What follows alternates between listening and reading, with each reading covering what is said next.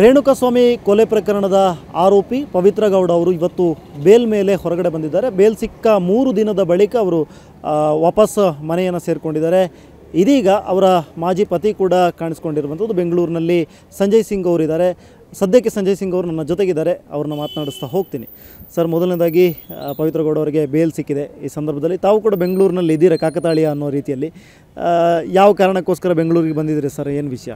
ನಾನು ಸ್ವಲ್ಪ ಪರ್ಸ್ನಲ್ ಕೆಲಸದಿಂದ ಬಂದಿರೋದು. ಬಟ್ ನೋಡಿ, ಫಾರ್ಚುನೇಟಾಗಿ ಬಂದಿದ್ದ ತಕ್ಷಣ ನನಗೆ ಒಳ್ಳೆ ಸುದ್ದಿ ಸಿಕ್ಕಿದ್ದು, ಪವಿತ್ರ ಗೌಡ ಅವ್ರಿಗೆ ಬೇಲ್ ಸಿಕ್ಕಿದೆ ಅಂತ. It's just A destiny and in fact ಅದು ಹೆಂಗಾಯಿತು ಗೊತ್ತಿಲ್ಲ. ಬಟ್ ಈ ಟೈಮ್ ನಾನು ಬಂದಿರೋದು, ಅವ್ರ ಬೇಲ್ ಸಿಕ್ಕಿರೋದು, ಇಟ್ಸ್ ಜಸ್ಟ್ ಆ್ಯಂಡ್ ಗಾಡ್ ಮಾಡಿರೋದು. ಬೇಲ್ ಸಿಕ್ಕಿ ಆಲ್ರೆಡಿ 3 ದಿವಸ ಆಯಿತು, ಇವತ್ತು ಹೊರಗಡೆ ಬಂದಿದ್ದಾರೆ. ತಮಗೆ ಮೊದಲೇ ಗೊತ್ತಿದ್ದು ನೀವು ಬೆಂಗಳೂರಿಗೆ ಬಂದಿರೋದಾ, ಹೇಗೆ? ಇಲ್ಲ ಸರ್, ನನಗೆ ಗೊತ್ತಿರಲಿಲ್ಲ. ನಾನು ಬ್ಯಾಂಗ್ಳೂರಿಂದ ಏರ್ಪೋರ್ಟಲ್ಲಿ ಬರುವಾಗ ಅವತ್ತು ಗೊತ್ತಾಗಿರೋದಾರೇನೋ ಅವ್ರಿಗೆ ಬೇಲ್ ಸಿಕ್ಕಿದೆ ಅಂತ. ಇವತ್ತು ಆಚೆಗೆ ಬಂದಿದ್ದಾರೆ, ಬೇಲ್ ಸಿಕ್ಕಿದೆ ಅಂತ ನಾನು ಬಂದಿದ್ದ ದಿವಸನೇ ನನಗೆ ಗೊತ್ತಾಗಿತ್ತು. ಯಾವ ಥರ ಗೊತ್ತಾಯಿತು ಸರ್? ನ್ಯೂಸಲ್ಲಿ ನೋಡಿ ಗೊತ್ತಾಯ್ತಾ, ಅಥವಾ ಏನು ಇದರ ಫಾಲೋಅಪ್ಪಲ್ಲಿ ಇದ್ದರೆ ನೀವು ಎಲ್ಲ ವಿಚಾರಗಳ ಬಗ್ಗೆ? ಸಾಕಷ್ಟು ಸುದ್ದಿಗಳಾಗ್ತಾ ಇತ್ತು, ಬೇಲ್ ಸಿಗ್ತಾ ಇಲ್ಲ, ರಿಜೆಕ್ಟ್ ಆಗ್ತಾಯಿತ್ತು ಸಾಕಷ್ಟು ಸಲ. ಇದೆಲ್ಲ ವಿಚಾರಗಳನ್ನು ತಾವು ಟಿ ವಿಯಲ್ಲಿ ನೋಡ್ತಾ ಇದ್ದರೆ ಹೇಗೆ? ಹೌದು, ನಾನು ಯೂಟ್ಯೂಬಲ್ಲಿ ನೋಡ್ತಾ ಇದ್ದೆ. ಬಟ್ ನಾನು ಪವಿತ್ರ ಗೌಡಕ್ಕೋಸ್ಕರ ಬಂದಿರೋದು ಅಂತ ಇದು ನಿಜ ಅಲ್ಲ. ಬಟ್ ಬಂದಿದ್ವಿ, ಗೊತ್ತಾಯಿತು, ಸೊ ಅಷ್ಟೇ.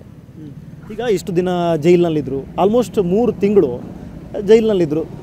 ತಾವು ಯಾವತ್ತಾದರೂ ಭೇಟಿ ಮಾಡುವಂಥ ಪ್ರಯತ್ನ ಮಾಡಿಲ್ಲ ಅಂತ ಹೇಳಿದ್ರೆ ಯಾಕೆ ಮಾಡಿಲ್ಲ ಸರ್?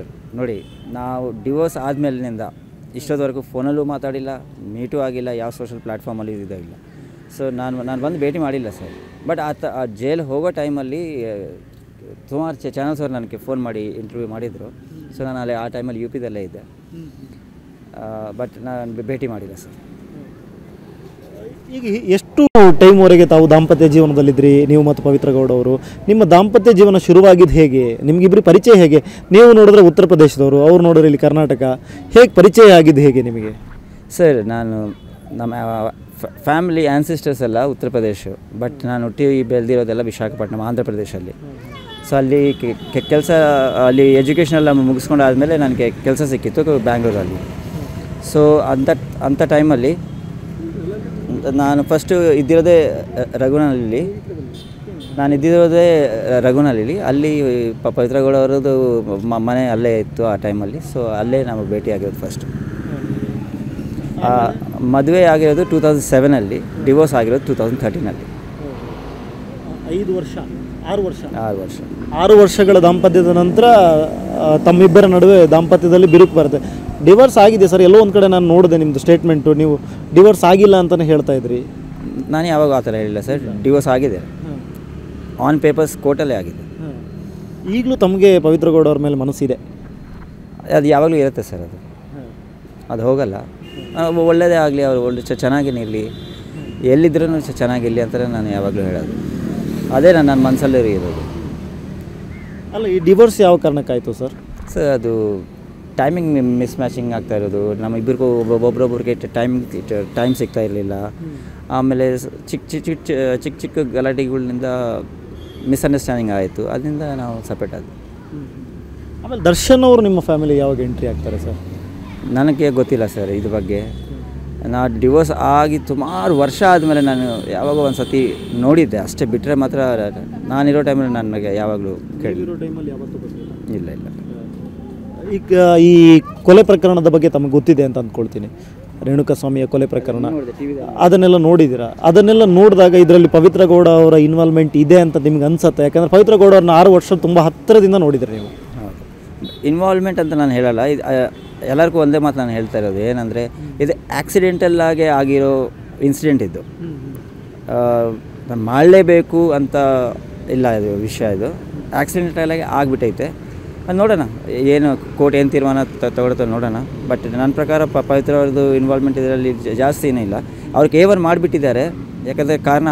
ಯಾಕಂದರೆ ರೇಣುಕಾಸ್ವಾಮಿಯವರು ಪಾಪ ತೀರೋದ್ರು, ಎಲ್ಲಿದ್ರು ಚೆನ್ನಾಗೇ ಇರಲಿ, ಅವರಿಂದನೇ ಸ್ಟಾರ್ಟ್ ಆಗಿದೆ. ಅವ್ರು ಮಾಡಿಲ್ಲ ಅಂತಿದ್ದರೆ ಇಷ್ಟೆಲ್ಲ ಆಗ್ತಾ ಇರಲಿಲ್ಲ. ಈ ಕೊಲೆ ಪ್ರಕರಣದ ಬಗ್ಗೆ ತಮಗೆ ಗೊತ್ತಿದೆ ಅಂತ ಅಂದ್ಕೊಳ್ತೀನಿ. ರೇಣುಕಾಸ್ವಾಮಿಯ ಕೊಲೆ ಪ್ರಕರಣ ಅದನ್ನೆಲ್ಲ ನೋಡಿದ್ದೀರಾ? ಅದನ್ನೆಲ್ಲ ನೋಡಿದಾಗ ಇದರಲ್ಲಿ ಪವಿತ್ರ ಗೌಡ ಅವರ ಇನ್ವಾಲ್ವ್ಮೆಂಟ್ ಇದೆ ಅಂತ ನಿಮ್ಗೆ ಅನ್ಸುತ್ತೆ? ಯಾಕಂದರೆ ಪವಿತ್ರ ಗೌಡ ಅವ್ರನ್ನ 6 ವರ್ಷ ತುಂಬ ಹತ್ತಿರದಿಂದ ನೋಡಿದ್ರಿ ನೀವು. ಇನ್ವಾಲ್ವ್ಮೆಂಟ್ ಅಂತ ನಾನು ಹೇಳಲ್ಲ. ಇದು ಎಲ್ಲರಿಗೂ ಒಂದೇ ಮಾತು ನಾನು ಹೇಳ್ತಾ ಇರೋದು ಏನಂದರೆ, ಇದು ಆಕ್ಸಿಡೆಂಟಲ್ ಆಗಿ ಆಗಿರೋ ಇನ್ಸಿಡೆಂಟ್ ಇದು. ಮಾಡಲೇಬೇಕು ಅಂತ ಇಲ್ಲ, ಇದು ವಿಷಯ ಇದು ಆಕ್ಸಿಡೆಂಟಲ್ ಆಗಿ ಆಗಿಬಿಟ್ಟೈತೆ. ಅದು ನೋಡೋಣ ಏನು ಕೋರ್ಟ್ ಏನು ತೀರ್ಮಾನ ತಗೊಳ್ತಾ ನೋಡೋಣ. ಬಟ್ ನನ್ನ ಪ್ರಕಾರ ಪವಿತ್ರ ಅವ್ರದ್ದು ಇನ್ವಾಲ್ವ್ಮೆಂಟ್ ಇದರಲ್ಲಿ ಜಾಸ್ತಿ ಏನಿಲ್ಲ. ಅವ್ರು ಕೇವಲ ಮಾಡಿಬಿಟ್ಟಿದ್ದಾರೆ. ಯಾಕಂದರೆ ಕಾರಣ ಯಾಕಂದರೆ ರೇಣುಕಾಸ್ವಾಮಿ ಅವರು ಪಾಪ ತೀರೋದ್ರು, ಎಲ್ಲಿದ್ರು ಚೆನ್ನಾಗೇ ಇರಲಿ, ಅವರಿಂದನೇ ಸ್ಟಾರ್ಟ್ ಆಗಿದೆ. ಅವ್ರು ಮಾಡಿಲ್ಲ ಅಂತಿದ್ದರೆ ಇಷ್ಟೆಲ್ಲ ಆಗ್ತಾಯಿರಲಿಲ್ಲ. ಈಗ ಒಂದು ಕಡೆ ಕೋರ್ಟ್ನಲ್ಲಿ ಅವ್ರ ವಕೀಲರು ಹೇಳ್ತಾರೆ ದರ್ಶನ್ ಮತ್ತು ಪವಿತ್ರ ಗೌಡ ಅವರು ಲೀವಿನಲ್ಲಿದ್ದಾರೆ ಅಂತ. ನೀವು ನೋಡಿದ್ರೆ ಹಿಂಗೆ ಹೇಳ್ತಾ ಇದ್ದೀರಾ, ಅಂದರೆ ನಾವು ಇನ್ನೂ ಕೂಡ ಅವ್ರ ಮೇಲೆ ಪ್ರೀತಿ ಇದೆ, ಬಂದರೆ ಆಕ್ಸೆಪ್ಟ್ ಮಾಡ್ತೀನಿ ಅನ್ನೋ ಮಾತುಗಳನ್ನು ತಾವು ಹೇಳ್ತಾ ಇದ್ದೀರಾ.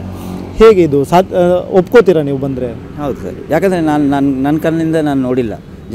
ಸುಮಾರು ಜನ ಹೇಳ್ತಾರೆ, ಅವ್ರಿಗೆ ನಾನು ಬಾಯಿ ಮುಚ್ಚೋಕ್ಕಾಗಲ್ಲ. ಅವ್ರು ಹೇಳೋದು ಹೇಳಲಿ, ಬಟ್ ನಾನು ನೋಡಿಲ್ಲಲ್ವ. ನಾನು ಕಣ್ಣಲ್ಲಿ ನೋಡಿದ್ದಿದ್ರೆ ಅಂದರೆ ಈಗ ಕೋರ್ಟ್ನಲ್ಲೇ ಅವ್ರ ಪರ ವಕೀಲರು ಹೇಳಿದ್ದಾರೆ ಲಿವಿನಲ್ಲಿದ್ದಾರೆ ಅಂತ.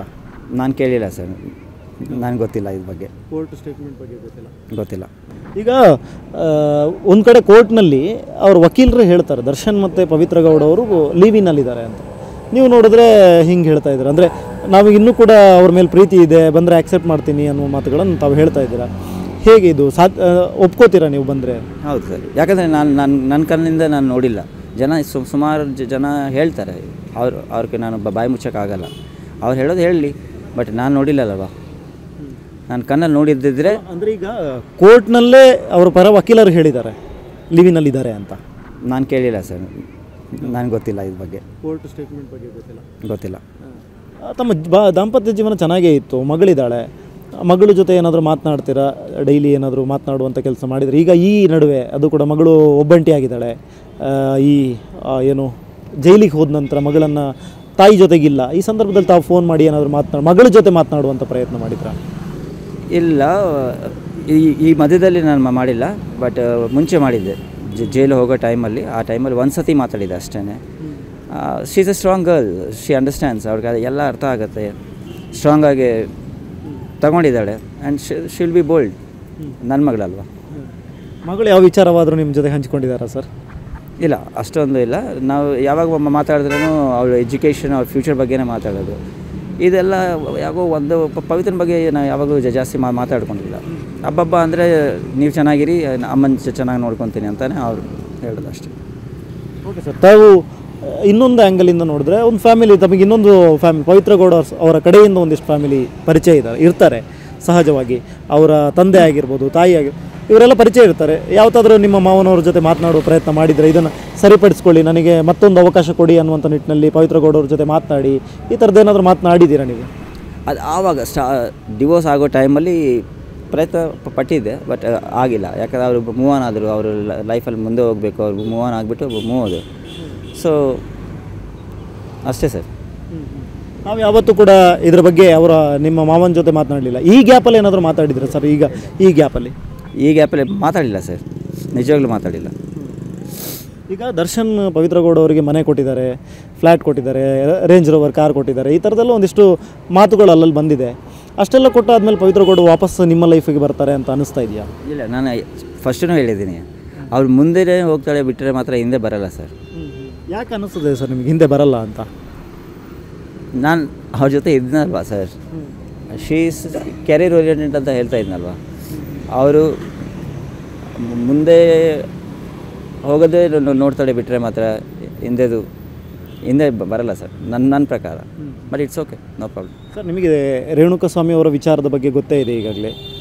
ಅವರು ಜಸ್ಟ್ ಮೆಸೇಜ್ ಮಾಡಿದರು ಅನ್ನೋ ಕಾರಣಕ್ಕೋಸ್ಕರ ಅವರನ್ನು ಕಿಡ್ನಾಪ್ ಮಾಡಿ ಆ ಥರ ಹೊಡೆಯುವಂಥ ಕೆಲಸ ಎಲ್ಲ ಆಯಿತು ಅನ್ನುವಂಥ ನಿಟ್ಟಿನಲ್ಲಿ ಒಂದಿಷ್ಟು ಆರೋಪಗಳಿದೆ. ಚಾರ್ಜ್ ಶೀಟ್ನಲ್ಲೂ ಕೂಡ ಆ ಬಗ್ಗೆ ಉಲ್ಲೇಖ ಮಾಡಲಾಗಿದೆ. ಈ ನಡುವೆ ತಮಗೆ ಈಗಲೂ ಕೂಡ ಇಷ್ಟ ಇದೆ ಅನ್ನುವಂಥ ಮಾತುಗಳನ್ನು ಹೇಳ್ತಿದ್ದಾರೆ. ನಿಮಗೇನು ಭಯ ಅನ್ನಿಸ್ತಿಲ್ವಾ, ಅಥವಾ ನಿಮಗೇನು ಅನ್ನಿಸ್ತಿಲ್ವಾ? ಭಯ ಯಾಕೆ ಸರ್? ನಾನೇನಾದರೂ ತಪ್ಪು ಮಾಡಿದ್ದೀನಿ ಅಂತ. ಪ್ರೀತಿ ಮಾಡೋದು ತಪ್ಪು ಅಂದರೆ ಭಯನೂ ತಪ್ಪೇನೆ.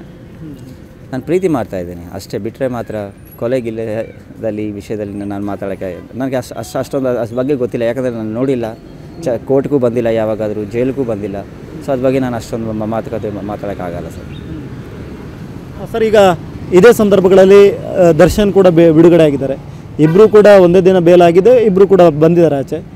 ಯಾವತ್ತಾದರೂ ದರ್ಶನನ್ನು ಮೀಟ್ ಆಗಿದ್ರೆ ಹಿಂದೆ ಮತ್ತು ಈ ಸಂದರ್ಭದಲ್ಲಿ ನಡುವೆ ಏನಾದರೂ ದರ್ಶನನ್ನು ಮೀಟ್ ಮಾಡೋ ಪ್ರಯತ್ನ ಮಾಡ್ತೀರಾ ನೀವು? ಇಲ್ಲ ಸರ್, ಯಾವಾಗಲೂ ಪಾಪ ಅವರ ಅಷ್ಟು ದೊಡ್ಡ ಮನುಷ್ಯ ನನಗೆ ಯಾಕೆ ಮೀಟ್ ಮಾಡ್ತಾರೆ? ನಾನು ಅವ್ರಿಗೆ ಮೀಟ್ ಮಾಡಿಲ್ಲ, ಯಾವ ಮಾತುಕತೆನೂ ಆಗಿಲ್ಲ, ಮೀಟ್ ಆಗೋದು ಇಲ್ಲ ಸರ್.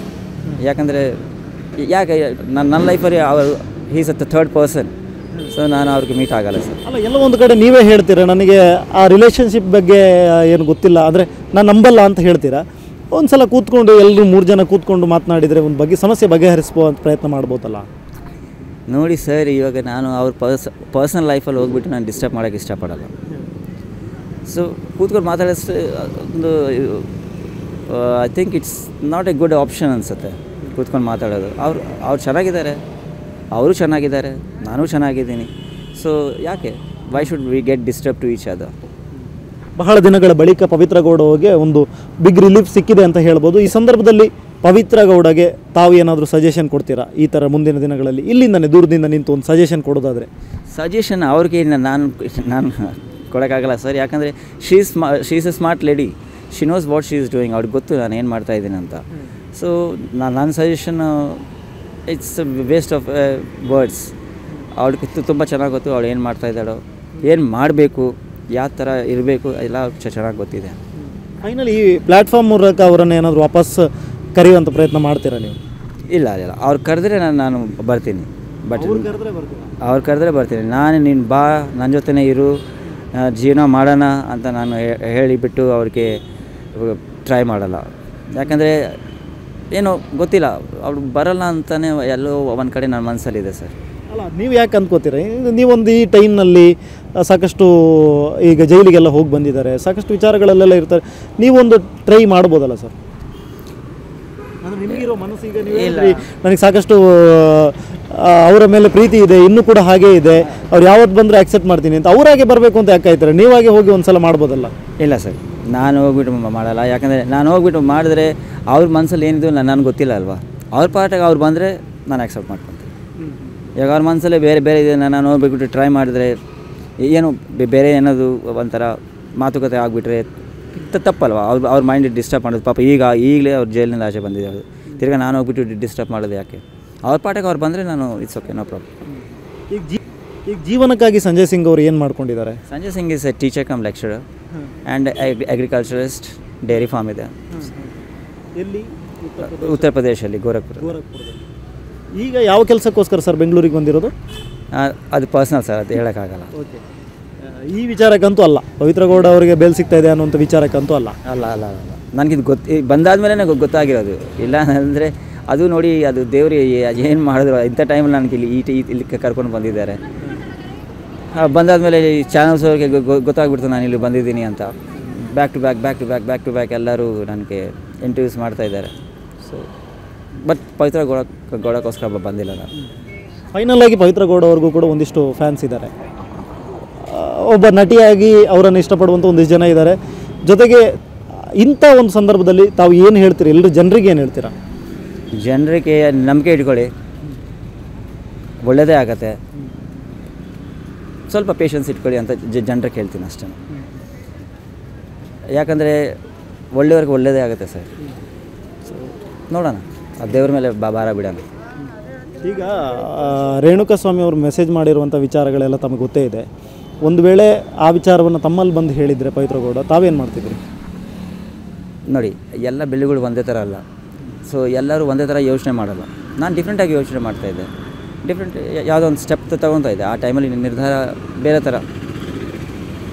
ಇಲ್ಲಾಂದರೆ ಪೊಲೀಸ್ಗೆ ಹೋಗೋದು, ಇಲ್ಲಾಂದರೆ ಕರೆದ್ಬಿಟ್ಟು ಕೂತ್ಕೊಂಡು ಮಾತಾಡೋದು, ಇಲ್ಲ ಆ ಟೈಮಲ್ಲಿ ಏನು ಬಂತು ಮೈಂಡಲ್ಲಿ, ಆ ಟೈಮಲ್ಲಿ ಮಾತಾಡಿದ್ದೆ. ತಾಳ್ಮೆಯಿಂದ ನಿರ್ಧಾರ.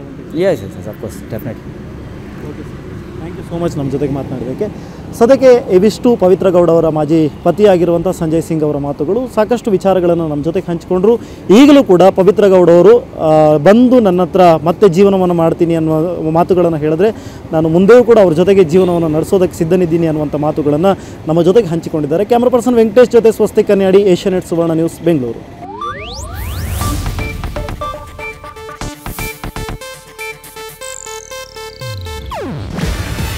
ಇದು ಏಷ್ಯಾನೆಟ್ ನ್ಯೂಸ್ ನ್ಯೂಸ್ ನೆಟ್ವರ್ಕ್ ಪ್ರಸ್ತುತಿ. ನೀವು ನೋಡ್ತಿದ್ದೀರಾ ಏಷ್ಯಾನೆಟ್ ಸುವರ್ಣ ನ್ಯೂಸ್.